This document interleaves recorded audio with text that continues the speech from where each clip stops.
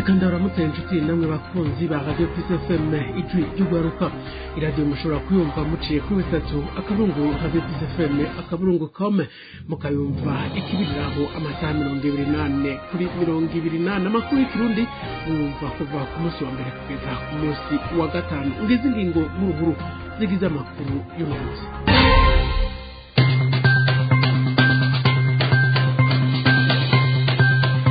Abantu 49 nibo bishwe na bamwe mu nzego z'umutekano ipereza n'igipolisi mu kiringo c'ukwezi kumwe konyene biri mu cegeranyo c'umuharirige iteka uwo nawe hongwe na Sheikh niko yagize rero muri za zuguru ziri mu mugambwe CNL abegereye agatoni rwasa arongoye uwo mugambwe bavuga ko biyamiriza amanyanga y'abiyo nkore b'uwo mugambwe navyo muca mu vyumva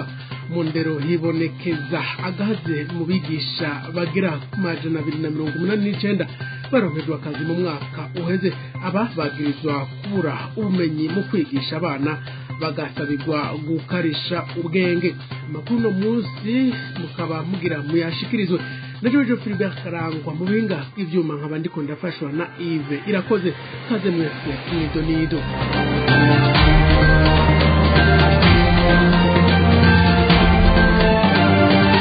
Radio Peace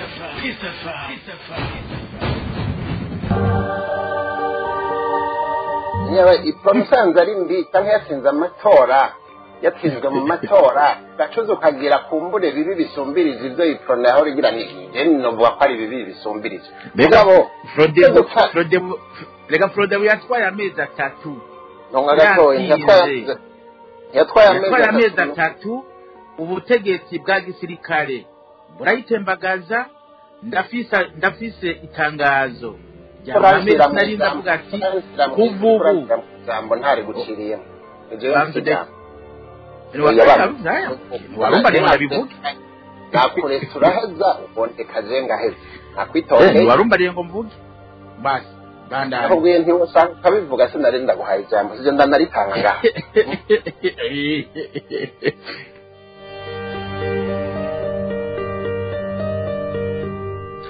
narimejeje kubabwira umuhari uharanira agateka kazi na muntu ligue iteka mu cegeranyo cawo warayushize abona bemeza ko n'imiburiburi abantu 49 aribo bagandaguwe muri abo bishwe hakaba harimo abantu 8 batowe ari biziga hamwe n'umwe yagandaguwe ku bushake muri ico cegeranyo nyene abantu 2 baraborejwe igufa abandi 200 bakoregwa amabi afatiye ku gitsina n'abandi 4 baburiwe irengero mu gusozera harongoye uwo muhari avuga ko hari abantu 38 bahagaritswe biciye kubiri n'amategeko muri abo harimo abasirikare 200 b'igihugu bahagaritswe bazira kwanga kuja kugwanya umuhari M23 nayo muri ayo mabi yose hakavugwamwo kandi abakenyezi 23 hamwe n'abatandatu bari munsi y'imyaka 18 n'abakenyezi 3 bandi bahagaritswe batisunzwe amategeko rigiteka ikemeza ko ayo mabi yose akogwa na bamwe mu nzego z'igihugu iperereza hamwe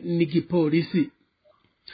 Nataura ingene abagore bayoboka umugambwe uri ku butegetsi CNDD FDD basaba gusubizwa agateka bavuga ko bateshejwe mu 1972 mu gihe atari bo bonyene biciwe gusa abanega babo bivugwa na Rose Hakizimana ibi abivuga ashingiye ko ku munsi wa gatanu heze isi yose yahimbaza umunsi wahariwe umukenyezi maze abagore baserukiye abandi bo mu mugambwe CNDD FDD bitabiye ivyo birori bakisabira gusubizwa agateka kabo bateshejwe muco bise genocide yakorewe abo mu bwoko bw'abahutu mu gwimo go mu mwaka wa 1972 n'inkuru dushikirizwa na Odas Kabura. Nkuko kw'isi yose kuri uyu wa munani ntwarane umwaka wa 2024 hahimbajwe umunsi ngaruka mwaka wahariwe kurabira hamwe intambwe imaze gutegwa mu kubahiriza uburenganzira bw'umukenyezi no mu Burundi uwo munsi warahimbajwe muri uko kuwihimbaza abagore bahurikiye mu mugambwe CNDD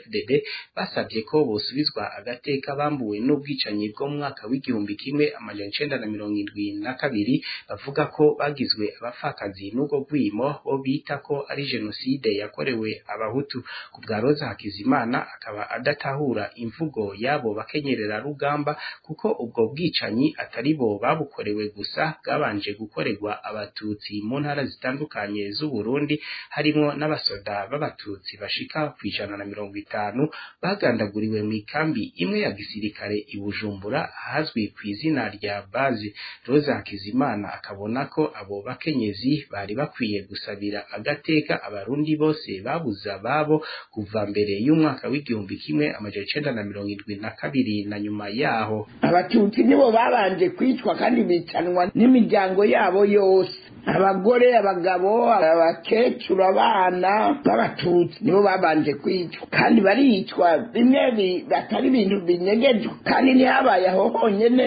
mu 72 na 65 byagenze bariko bavuga ngo babasubize ngo agateka nibagasabire abarundi bose, kuko ntawovuga ngo sabira agateka ngo ababonyene ba 72 kandi agateka kateshejwe abarundi bose kuva mu 1965 bakavuga yuko habaye iyo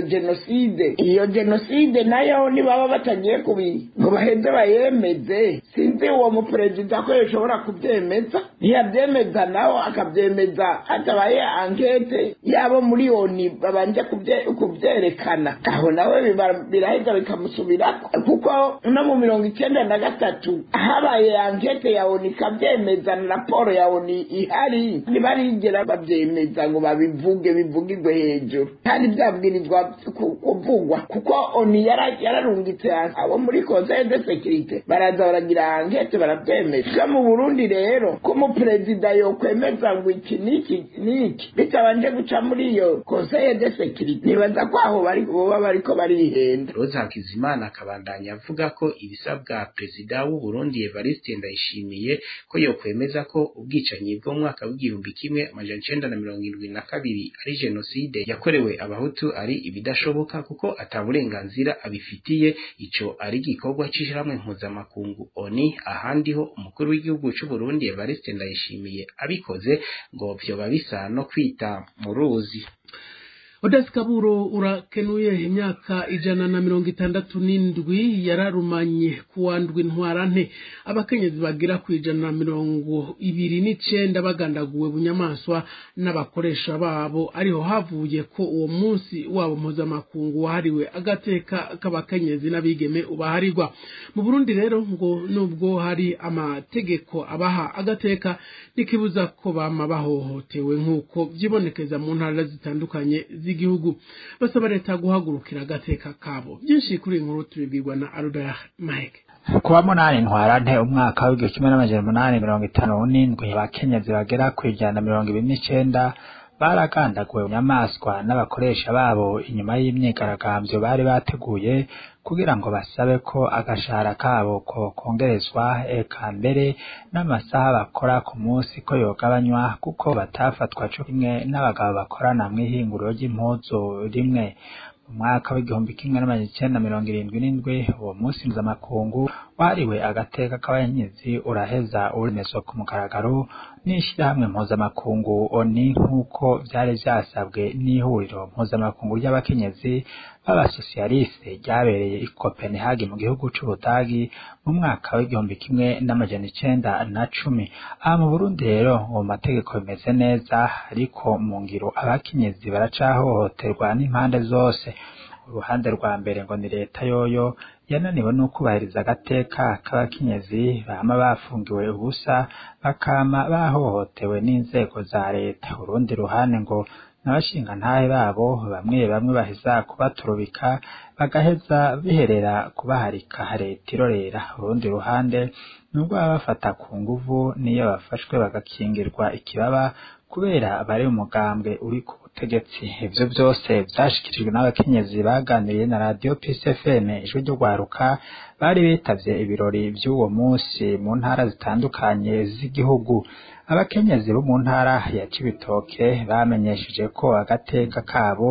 katubahirijwe na gatoyi, aho badomye urutoki ko mu makomine nka yose y'iyo ntara abakenyezi n'abigeme birirwa barashurashurwa ku nguvu n'ukwicwa bakicwa bakiyamiriza ukudahanwa, bitwaje ko benshi ababikora ari imbonerakure z'umugambwe CNDD-FDD.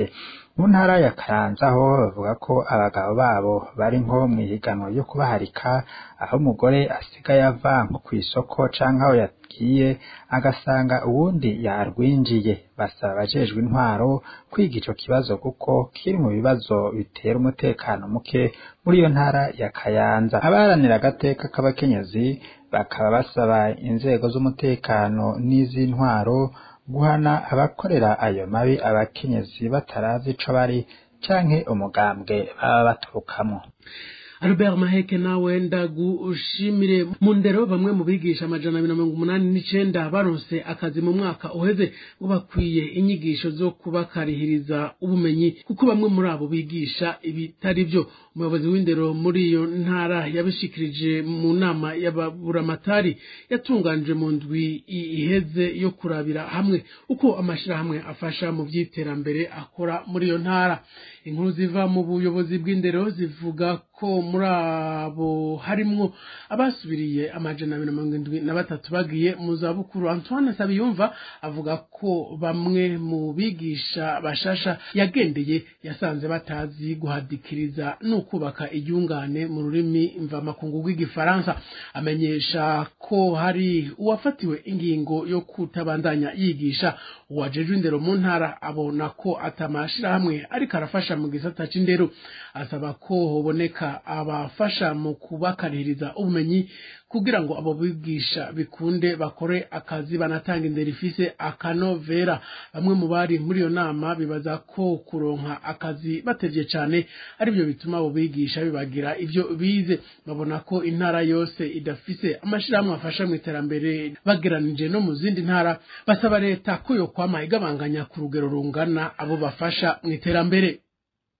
Umugambwe CNL uriyamiriza ivyavuye mu ikoraniro riheruka kubera mu ntara ya Ngozi biri mu itangazo bashize ahabona kuri wa 11 Ntwarante umwaka wa 2024. Bagasaba abanywanyi b'umugambwe CNL kuguma bafatanya mu nda ntibahungabanywe n'iryo gerageza ryo gushaka gusenyura inzego bitoreye vyaraye bikozwe n'akagwi kabiyonkoye muri uwo mugambwe. Ido nido kubiri muri iryo tangazo tubishikirizwa na Audace Kabura. Muri urwo rwandiko umugambwe CNL bavuga ko bababajwe n'inyifato y'umushikiranganje w'intwaro yo hagati mu gihugu, umutekano n'iterambere rusangi adahengeshanya kwerekana uruhare rwiwe mu gushaka gusambura umugambwe CNL abicishije ku kagwi kagizwe n'abashinga amateka biyonkoye muri uwo mugambwe. Uko kwivanga muri politike y'umugambwe CNL bikaba vyagaragariye mu buryo uwo mushikiranganje Martin Teretse yaretse hagatunganywa ciswe ikoraniro kaminuza cyo kuri uyu wa 10 Ntwarante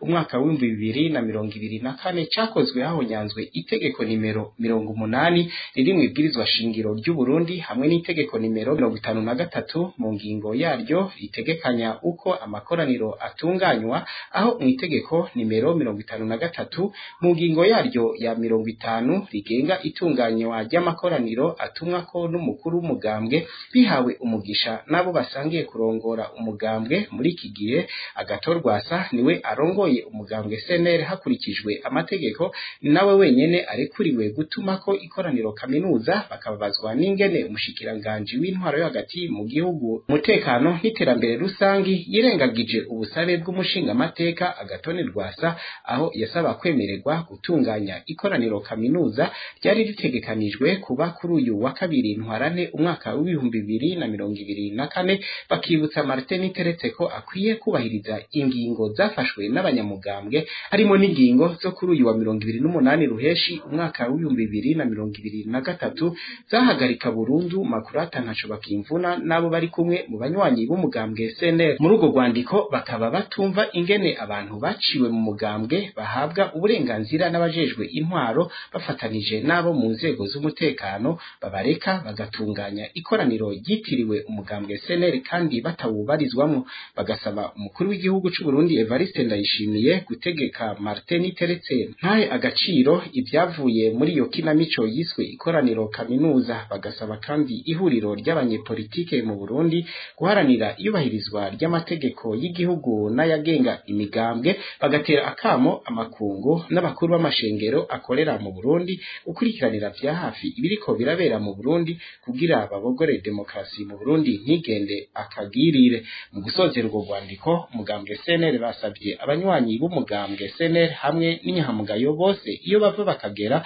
bagume bafatanye mu nda kuko ubugabo burihabwa. Odasika Burunda gukengurukire ariko dusozera aya makuru mu nkino aho urugendo rwa Dinamo muri Borfo rwarangiye kubwitegeko bahawe n'ishirahamwe FEBABU rijejwe iby'umupira wa basket mu Burundi ryo kudakoresha imyambaro yagenewe ihiganwa rya Ball Season 4 umugwi wa Dinamo uhejeje gukugwa muri iryo higanwa nk'uko biri mu rwandiko rwasowe n'urirongoye kuri rino genekerezo rya 12 ntwarante uyu mwaka 2024 muri urwo rwandiko bavuga kandi ko umugwi Dinamo utsinzwe impaga mu rukino bari gukina n'umugwi wa Petro de Rwanda wo mu gihugu ca Angola kandi ko mu mategeko agenga FIBA umugwi utsinzwe impaga inshuro zibiri zose uca ukugwa mu higanwa burundu. Ivyo biruko kubera umugwi wa Dinamo kubwitegeko rya FEBABU utashimye gukina wambaye imyambaro mayo itegekanijwe mw'iryo higanwa wanditse ko Visit Rwanda. Inara dusotera amakuru twabateguriye nshimire mwese mwayakurikiranye kuva mu ntango. Reka nshimire uruganda rwa Radio Plus Family rw'Igwaruka ogwa magwita ngarutizenya kugira ngo aya makuru abashikira afise akanovera nayo Yves irakozera mu hinga bw'ivyuma ndamukengurukire jewe Philbert Karangwa neko ndabashikiriza mu nkundire duhanisa ku munsi w'ejo na gahwana.